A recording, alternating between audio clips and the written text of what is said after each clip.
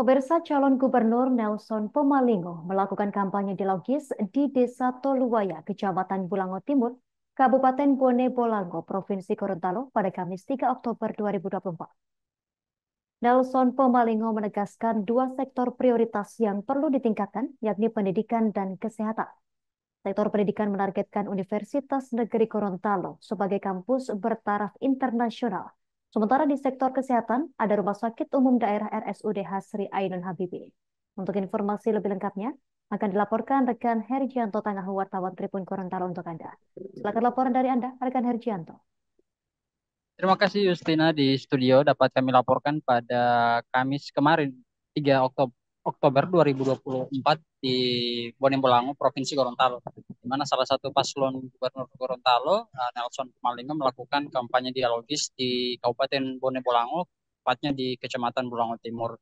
Di Bone Bolango sendiri merupakan lokasi pertama ia turun melakukan kampanye, namun tidak bersama dengan wakilnya, melainkan ia sendiri bersama dengan istri dan sejumlah tim sukses dan caleg dari Partai Persatuan Pembangunan yang merupakan partainya sendiri.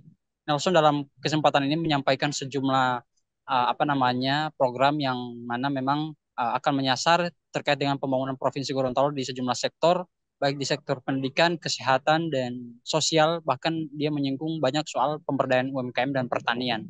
Lebih khusus perihal peningkatan kesehatan dan pendidikan, dia menargetkan bahwa Provinsi Gorontalo ke depan akan menjadi pusat layanan kesehatan dan juga pusat pendidikan, di mana dua tempat, yakni Universitas Negeri Gorontalo atau UNG akan menjadi universitas yang nanti akan bertaraf internasional, sama halnya dengan di bidang kesehatan, yakni Rumah Sakit Hasri Ainun Habibie yang berada di Kecamatan Limboto, Kabupaten Gorontalo. Nelson sendiri juga merupakan salah satu mantan rektor UNG selama 2 periode sebelum dirinya pindah ke rektor Universitas Muhammadiyah Gorontalo, seperti itu. Dan pantauan Tribun Gorontalo di lokasi kampanye memang sebagian besar merupakan ibu-ibu, sehingga dia pun menjanjikan pada kesempatan itu ia pun menjanjikan bahwa nanti pada saat terpilih menjadi gubernur, dia akan memprioritaskan 20.000 UMKM, bantuan UMKM yang menyasar sedikitnya para ibu-ibu, kemudian bantuan untuk janda dan lansia, lebih khusus ke para anak muda, seperti itu.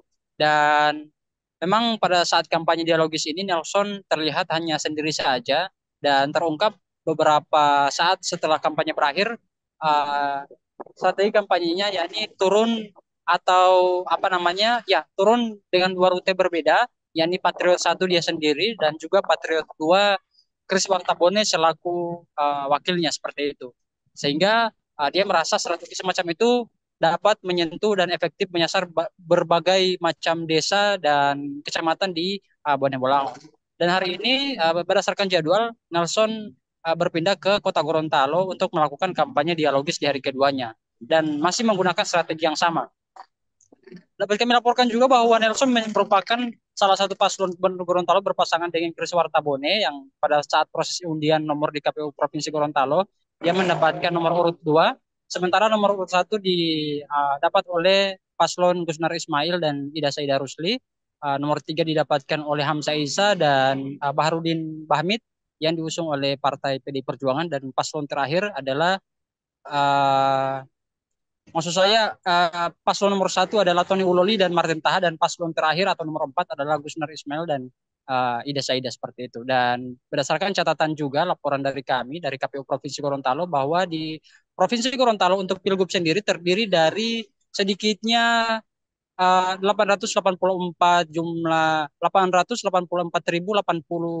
daftar pemilih tetap, kemudian jumlahnya tersebar di 77 kecamatan dan 729 kelurahan desa dengan 2016 tempat pemungutan suara. Demikian yang dapat kami laporkan, kami kembalikan ke studio. Terima kasih. Terima kasih rekan Hergianto Tangahu atas laporan dari Anda langsung dari Gorontalo. Selamat bertugas kembali. Download Tribun X sekarang, menghadirkan lokal menjadi Indonesia.